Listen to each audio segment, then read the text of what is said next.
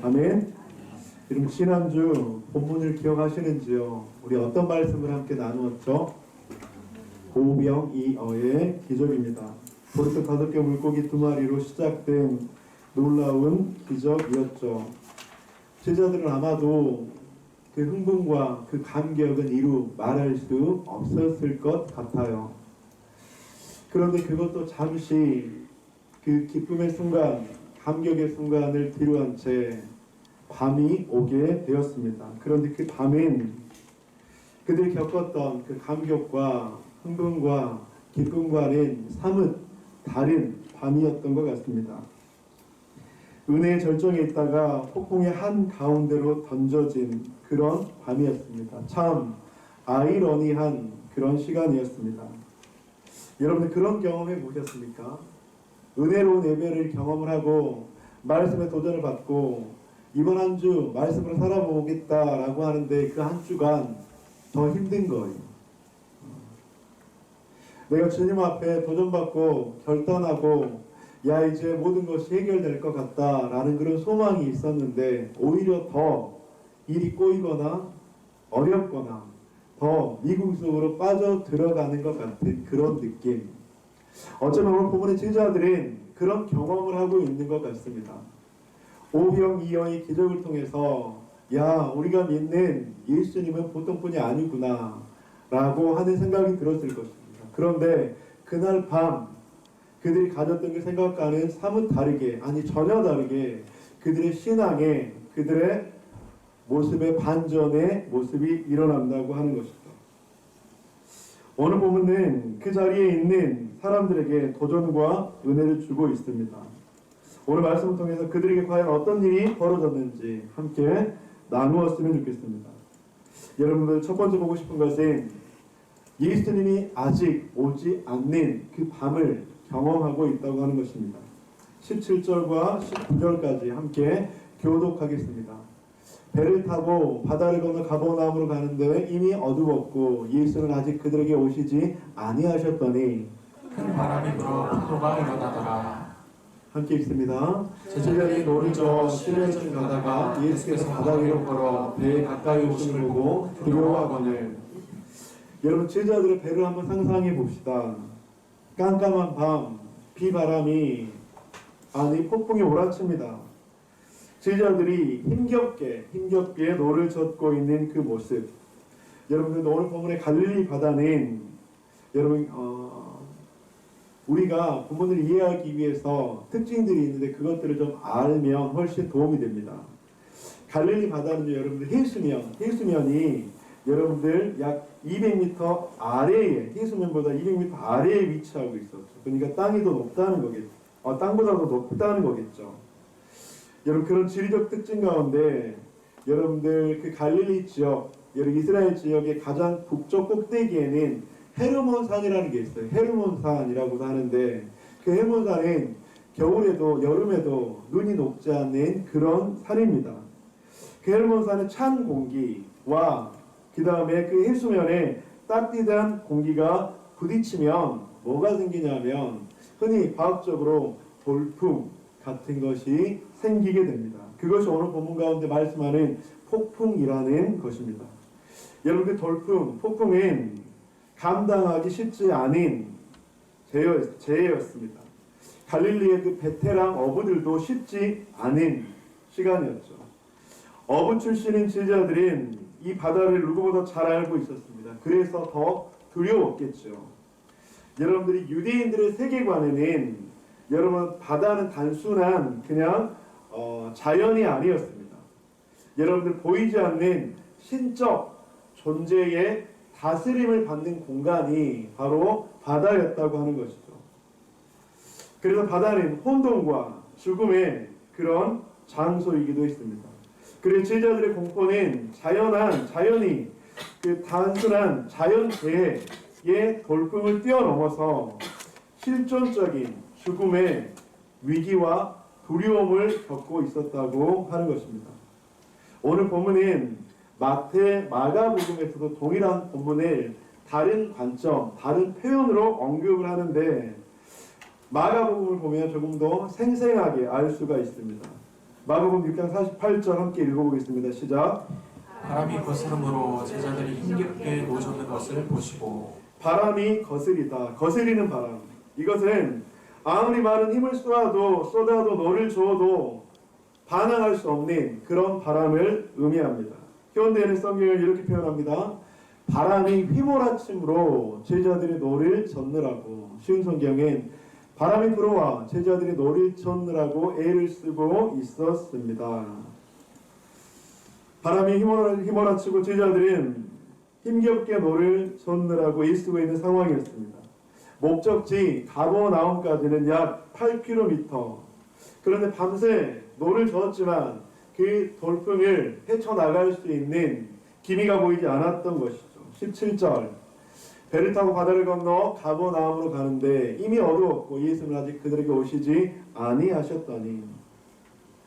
날은 어두워졌는데 예수님이 그곳에 아직 계시지 않았고 그곳 가운데는 우리가 감당할 수 없는 폭풍이 그들을 휘몰아쳤다고 하는 것입니다.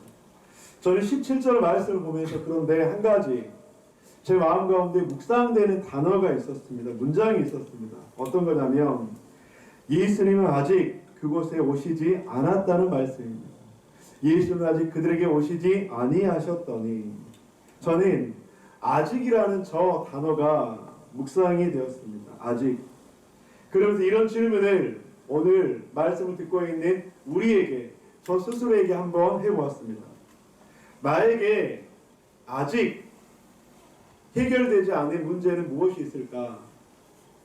나에게 아직 응답되지 않은 기도는 무엇이 있을까? 나에게 아직 회복되지 않은 내 마음의 상처와 아픔은 무엇이 있을까? 내가 그렇게 간절히 기도했건만 아직 치료되지 않는 육신의 질병과 연약함은 무엇이 있을까?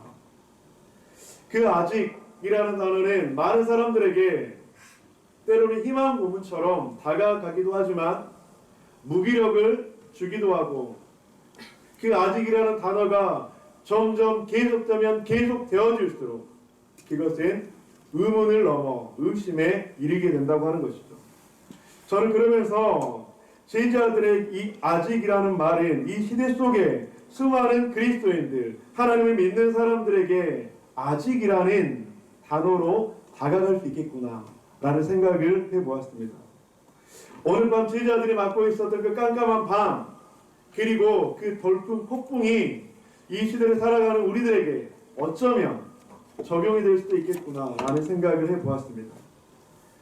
여러분, 그런데 여기서 한 가지 더 질문을 할게요. 제자들에게 왜 이 아직의 밤, 폭풍의 밤, 깜깜한 밤이 찾아오게 된 것일까요? 그들은 그들 스스로 선택한 것일까요? 아니면 누군가의 입금, 아니면 누구로부터의 권면으로 시작이 된 것일까요? 마태복음 14장 22절 여러분들 한번 읽어주시기 바랍니다. 시작. 예수께서 즉시 제자들을 재촉하사 자기가 무리를 보내는 동안에 배를 타고 앞서 건너편으로 가게 하시고. 마가복음도 한번 읽어주시기 바랍니다. 시작. 예수께서 즉시 제자들을 재촉하사 자기가 무리를 보내는 동안에 배 타고 앞서 건너편 벳세다로 가게 하시고. 오늘 요한복음의 병행 구절인 마태복음과 마가복음에서는 이 어두운 밤, 이 폭풍의 밤, 이 아직의 밤이 누구로부터 시작되었다고 그렇게 이야기를 하고 있습니까? 예수 그리스도. 예수께서 즉시 제자들을 재촉하사 자기를 보내는 동안에 건너편으로 가게 하시고, 예수께서 즉시 제자들을 재촉하사 건너편 벳세다로 가게 하시고. 어찌된 영문인지 모르겠지만 그 정확한 이유는 무엇인지는 모르겠지만 지금 제자들이 맡고 있는 깜깜한 밤의 그 폭풍은 그들 스스로의 선택이 아니라 예수 그리스도의 명령이기도 하고 예수 그리스도의 권면이기도 했다고 하는 것입니다. 저는 이 말씀을 보면서 그렇다면, 이 관점으로 본다면 제자들이 맡고 있는 이 아직의 밤, 깜깜한 밤, 이 폭풍의 밤을 허락하신 주체는 누구라고요? 우연이라고요? 본인들의 선택과 의지라고요? 아니요. 바로 예수 그리스도가 허락하셨다고 하는 것입니다. 신학자 존 칼빈은 이런 인간의 주권과 섭리에 대해서 이해할 수 없는 수많은 그리스도인들에게 이런 명언을 남겼습니다. 하나님은 당신의 백성을 더 깊은 믿음으로 이끌기 위해 때로 자신을 감추신다. 여러분들이 예수님이 보이지 않는 것 같은 아직의 밤, 여러분들 그런데 이것은 제자들을 버리신 예수 그리스도가 아니신 줄 믿습니다. 더 깊은 믿음의 자리, 더 깊은 은혜의 자리로 이끌기 위한 하나님의 내모심, 아니 이끄심이라고 하는 것이죠. 우리는 이 세상을 살아가면서 오늘 본문처럼 거스리는 바람을 만날 수 있습니다. 휘몰아치는 바람, 아직의 밤, 폭풍의 밤을 마주칠 수 있습니다. 아무리 노력하고 또 노력해도 제자리를 맴도는 것 같은 그런 시간들도 경험할 수 있습니다. 그런데 그 바람 속에서 예수님이 여전히 우리를 보고 계신다고 하는 것이죠. 오래 기다려온 아직과 같은 불안과 두려움, 무기력의 밤을 보내고 있을 수도 있죠. 하지만 분명한 것은 그 밤에 주님께서 허락하신 줄 믿습니다. 사랑하는 성도님들, 이 말씀이 믿어지시기를 주님의 이름으로 간절히 축복합니다. 이해할 수 없는 아직의 밤, 이해할 수 없는 나의 모습 속에서 어쩌면 그 시간들을 허락하신 분이 우리의 구원자 되시고 소망이 되시며 이 땅의 창조자 되시는 예수 그리스도라고 하는 것입니다. 하나님 왜 나를 그 갈릴리 한가운데로 몰아넣으셨습니까? 하나님, 주님께서 그걸 몰아넣으셨는데 주님은 과연 어디 계십니까? 내가 이렇게 아직의 밤 가운데 불안과 염려와 무기력과 그리고 위기 속에 있는데 당신은 과연 어디 계십니까? 라고 물을 수도 있죠.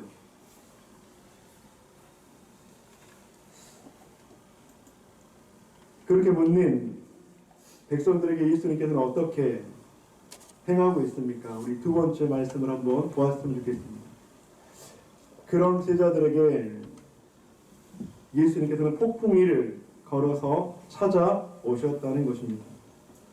그 아직의 밤이 너무 깊어져 가고 있습니다. 밤새 노를 저었지만 폭풍은 여전합니다. 제자들은 아마도 지쳤을 것 같아요. 아니면 그들의 한계를 느꼈을 것도 같아요.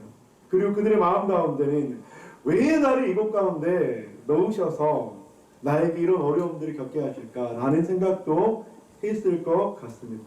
그런데 그때 아무도 예상하지 못한 방법과 방식으로 어떤 일이 벌어지고 있습니다. 19절 함께 읽어보겠습니다. 20절까지 읽겠습니다. 시작. 제자들이 노를 저어 시베리쯤 가다가 예수께서 바다 위로 걸어 배 가까이 오심을 보고 두려워하거늘 이르시되 내니 두려워하지 말라 하신대. 파도 위를 걸어오는 형체가 눈에 들어왔습니다. 제자들은 눈을 의심했죠. 마태복음과 마가복음에서는 그 모습을 이렇게 표현하고 있습니다. 제자들이 그가 바다 위로 걸어오심을 보고 놀라 유령이라 하며 무서워하여 소리 지르거늘. 제자들이 그가 바다 위로 걸어오심을 보고 유령인가 하여 소리 지르니. 그런데 이때 주님께서 제자들에게 말씀하셨습니다. 이르시되 내니 두려워하지 말라 하신대. 성도님들, 우리의 인생 가운데 꼭 기억해야 될 복음의 진리가 있습니다. 그것은 주님께서 우리를 찾아오시는 분이신 줄 믿습니다. 지금 자기 자신을 우리들에게 보이고 싶으신 분이신 줄 믿습니다. 내니 두려워하지 말라라고 하는 이 말씀은 나는 스스로 있는 자야. 헬라어 에고 에이미. 그러니까 나는 창조주야. 나는 구원자야. 나는 이 땅에 전지전능한 하나님이야 라고 하는 것을 그들에게 보이시고 말씀하시는 하나님이라고 하는 것입니다. 여러분, 이 말씀을 통해 중요한 깨달음이 우리 가운데 있기를 소망합니다. 그것이 무엇이냐면, 많은 사람들은 문제가 해결되었다라고 하는 문제 중심의 주님을 바라볼 때가 참 많이 있습니다.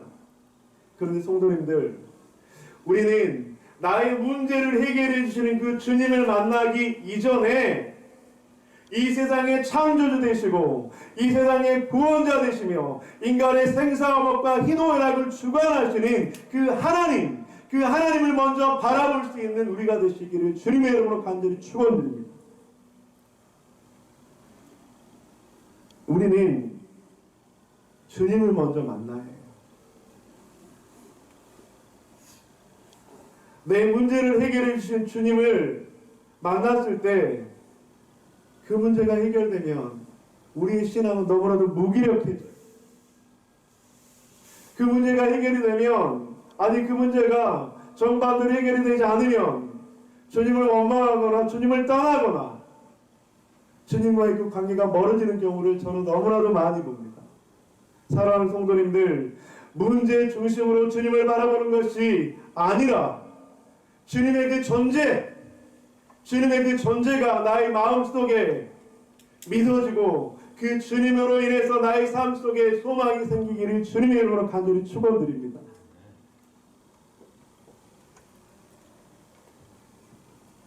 오병이의 기적에 초점을 맞추는 것이 아니라 인간의 모든 연약함과 문제를 아시고 생명의 떡 대신 영원히 배고프지 않게 하시는 생명의 떡 대신 예수 그리스도가 우리들에게 믿어지기를 간절히 축복합니다.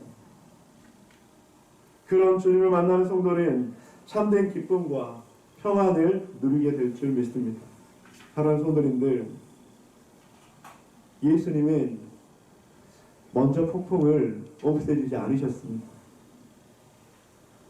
38년의 병자를 치유하실 때도 주님은 먼저 그를 찾아가셔서 그와 깊은 사랑의 대화, 회복의 대화를 먼저 나누셨다는 것이죠. 그들이 무서워 떨고 있을 때 두려움의 한가운데로 찾아오신 예수 그리스도, 이것이 바로 하나님의 방식이고 우리를 향한 하나님의 사랑인 줄 믿습니다. 위기 앞에서 두렵고 막막하며 어두운 밤 폭풍 한가운데 있다고 생각이 들 때 우리는 그렇게 기도했으면 좋겠습니다. 주님, 이 폭풍을 없애 주시옵소서라고가 아니라 주님, 나와 함께하여 주시옵소서. 주님, 이 폭풍이 사라지게 하여 주시옵소서. 그 기도가 아니라 주님, 내가 주님과 함께 이 폭풍의 밤을 지낼 수 있도록, 지낼 수 있도록, 지나갈 수 있도록 도와주시옵소서.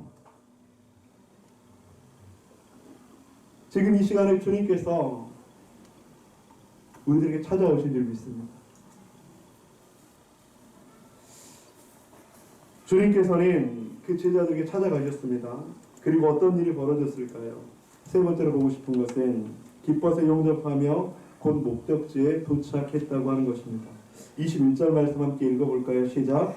이에 기뻐서 배로 영접하여 배는 곧 그들이 가려던 땅에 이르렀더라. 제자들은 기뻐서 예수님을 배로 영접했습니다. 예수님께서 저 멀리 다른 복음서에서는 유령인가 있다고 하는 게 예수님께서 오셔요. 점점 가까이 왔겠죠. 제자들은 그 예수님의 모습을 보고 너무나도 기뻤습니다. 그리고 배로 영접했다고 하는 것이죠. 그런데 오늘 본문에는 좀 흥미로운 표현이 나와요. 곧 그들이 가려던 목적지에 도착을 했다고 하는 거예요. 마태, 마가복음에는 바람이 그쳤다는 표현이 있거든요. 그런데 왜 요한복음에서는 전혀 다른 것에 주목을 하고 있었을까? 땅에 이르렀더라. 목적지에 도착했더라. 요한은 왜 바람이 그쳤다고 기록하지 않았을까요? 여러분들 각 복음서마다 관점들이 조금은 다르게 표현을 합니다. 그 복음서의 저자들이 자기가 이야기하고 싶었던 것들을 이야기하기를 원했죠. 그런데 오늘 본문의 요한은 바람이 그친 것이 중요하지 않았습니다. 요한이 강조하고 싶었던 것은 그 바람보다 더 중요했던 것은 예수 그리스도를 기쁨으로 영접하는 제자들의 모습이었습니다. 예수님과 함께 웃었던, 예수님과 함께 울었던 제자들의 그 모습을 더 부각시키고 싶었다고 하는 것이죠. 그리고 또 한 가지는 예수님과 함께하는 그 인생은 바로 그곳이 하나님의 목적지가 될 수 있다는 것을 사람들에게 말씀하고 싶으셨습니다. 폭풍의 해결이 아닌 예수님의 배 안에, 예수님께서 배 안에 계실 때, 예수님께서 그 배 안에 함께 하실 때 그것이 곧 그들의 삶의 목적지이고 그들의 삶의 이유가 될 수 있다는 것을 사도 요한은 말씀하고 싶으셨다고 하는 것이죠. 사랑하는 더버듬의 가족 여러분, 우리의 삶 속에 주님을 기쁨으로 영접하며 주님과 함께하는 그곳이 천국이 되기를 주님의 이름으로 간절히 축복합니다. 여러분, 본문을 잘 보면 그들이 목적지에 도착해서 기뻐했나요? 아니면 주님이 오셔서 기뻐서 영접을 했나요? 주님이 오신 것 그 자체가 기뻐서 영접을 했다고 하는 것이죠. 불과 조금 전까지 두려움에 떨고 있었습니다. 폭풍은 여전히 거셌습니다. 그런데 그곳에 예수님이 오셨고 내니 두려워 말라라는 음성을 들었겠죠. 그 순간 두려움은 기쁨으로 바뀌게 되었고, 이 기쁨은 문제가 해결된 기쁨이 아니라 예수님께서 함께함으로 말미암은 기쁨, 예수님께서 나에게 놀라운 구원자가 되었다는 그 기쁨이 제자들에게 임했다고 하는 것이죠. 바로 예수님의 그 존재 그 자체를 받아들였던 제자들의 모습이었습니다. 여러분, 이 기쁨은 그 누구도 빼앗을 수가 없는 줄 믿습니다. 여러분, 내가 무엇이 손에 주어져서 기뻤잖아요. 그런데 그 기쁨은 사라질 수 있을까요? 없을까요? 있어요. 누군가 빼앗을 수 있을까요? 없을까요? 있어요. 그 기쁨은 순식간에 사라질 수 있습니다. 그런데 지금 제자들이 경험한 기쁨은요, 내 손에 무엇인가가 주어져서 얻는 기쁨이 아니라 예수 그리스도의 그 존재 자체만으로 얻어지는 기쁨이었다고 하는 것입니다. 요한복음 16장 22절, 지금은 너희가 근심하라. 내가 다시 너희를 보리니 너희 마음이 기쁠 것이요 너희 기쁨을 빼앗을 자가 없느니라. 아멘. 너희 기쁨을 빼앗을 자가 없느니라. 빼앗을 자가 없느니라고 하는 그 기쁨을 소유하시는 저와 여러분들 되시기를 주님의 이름으로 간절히 축복합니다. 아멘. 세상에 빼앗길 수 있는 기쁨이 아니라 그 누구도 빼앗을 수 없고 그 누구에게도 빼앗기지 않는 그 기쁨이 성도들에게 있다면, 그 성도는 아직의 밤이라 할지라도, 깜깜한 밤이라 할지라도, 폭풍의 밤이라 할지라도 기뻐할 수 있다고 하는 것이죠. 폭풍도 빼앗을 수 없는 기쁨, 예수님과 함께할 때 누릴 수 있는 그 기쁨, 저는 우리들의 인생의 여정에 이런 기쁨이 있다면 얼마나 좋을까라는 묵상을 해보았습니다. 그러면서 이 찬송가가 생각이 났어요. 내 영혼이 은총 입어 중한 죄 짐 벗고 보니 슬픔 많은 이 세상도 천국으로 봐도다. 할렐루야 찬양하세. 내 모든 죄 사함받고 주 예수와 동행하니 그 어디나 하늘나라 높은 산이 거친 들이 조막이나 궁궐이나 내 주 예수 모신 곳이 그 어디나 하늘 할렐루야 할렐루야 찬양하세. 내 모든 죄 사함받고 주 예수와 동행하니 그 어디나 하늘나라. 사랑하는 성도님들, 슬픔 많은 이 세상에서도 천국을 누릴 수 있는 기쁨이 여러분 가운데 있기를 간절히 축복합니다. 아멘. 폭풍 속에서도 어두운 밤에서도 빼앗길 수 없는 기쁨이, 그 천국의 삶이 여러분들의 삶 가운데 있기를 간절히 축복합니다. 아멘. 높은 산에서도 거친 들에서도 초막에서도 궁궐에서도 경험할 수 있는 그 기쁨, 그것은 예수 그리스도를 내 마음 가운데 모실 때, 예수 그리스도와 함께 동행할 때 누릴 수 있는 기쁨인 줄 믿습니다. 여러분들이 누릴 수 있는 그 기쁨이라면 그것이 바로 이 땅 가운데서의 천국의 삶이 될 줄 믿습니다. 우리 인생은 이런 항해와 비슷한 것 같아요. 많은 사람들 목적지에 도달하기 위해서 수많은 노력과 수많은 땀을 흘리죠. 폭풍이 잠잠해지기를, 날이 밝아지기를 수없이 바라고 또 바라고 기대하죠. 하지만 우리의 인생 가운데 밤은 필수적인 것입니다. 우리의 인생 가운데 그 폭풍은 절대로 피해갈 수 없는 섭리이자 통치이자 다스림이라고 하는 것이죠. 아무리 수고하고 노력해도 폭풍과 그 어둠의 밤은 우리를 찾아올 수밖에 없다고 하는 것입니다.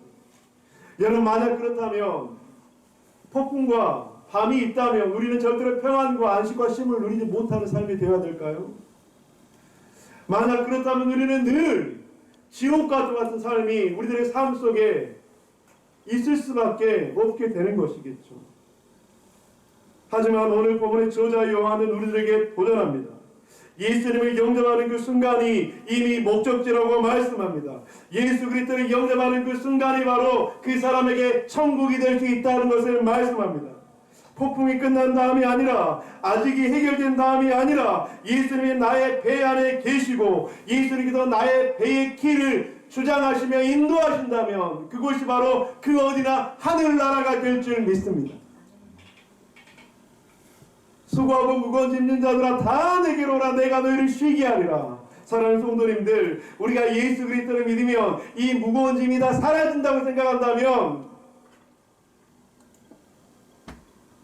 우리는 신앙생활을 잘못한 것입니다. 이 무거운 짐은 어떤 사람에게나 누구에게나 사라질 수가 없어요. 이 무거운 짐은 숨을 쉬고 살아있는 존재라면 어두운 밤과 폭풍을 피해갈 수 없는 것처럼 누구에게나 있다고 하는 것입니다.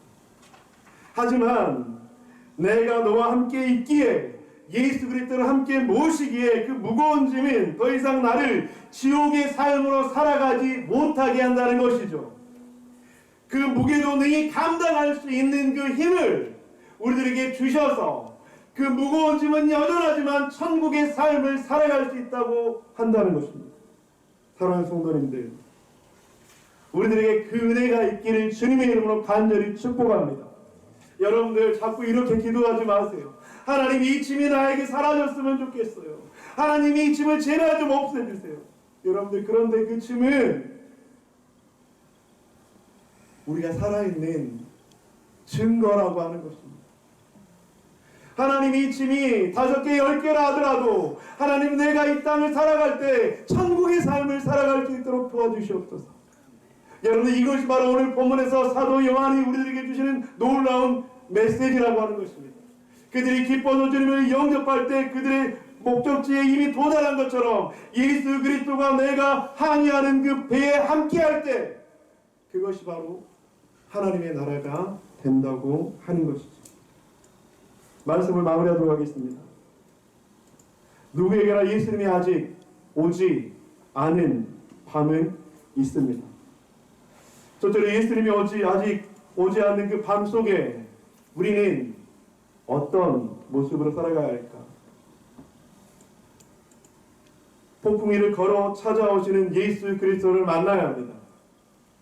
그 예수 그리스도가 우리 가운데 주인이 되셔야 합니다. 그 주님을 기뻐서 영접해야 합니다. 아직 해결되지 않는 문제에 집중하지 맙시다. 어두운 밤과 폭풍의 상황만을 바라보지 맙시다. 나를 찾아오신 나에게 이렇게 말씀하시는 내니 두려워하지 말라. 그 주님을 만납시다. 아직의 밤 가운데 있는 성도님들이 있다면 그 아직의 밤 가운데 찾아오신 예수 그리스도를 영접해 봅시다. 여러분들이 주님을 영접하는 순간 바로 그 삶이 천국의 삶, 하나님 나라의 삶으로 인도되어질 줄 믿습니다. 이번 한 주 그 예수 그리스도의 은혜가 사랑하는 성도들의 삶을 이끄시고 그 은혜 가운데 살아가는 저와 여러분들 되시기를 주님의 이름으로 간절히 축원드립니다.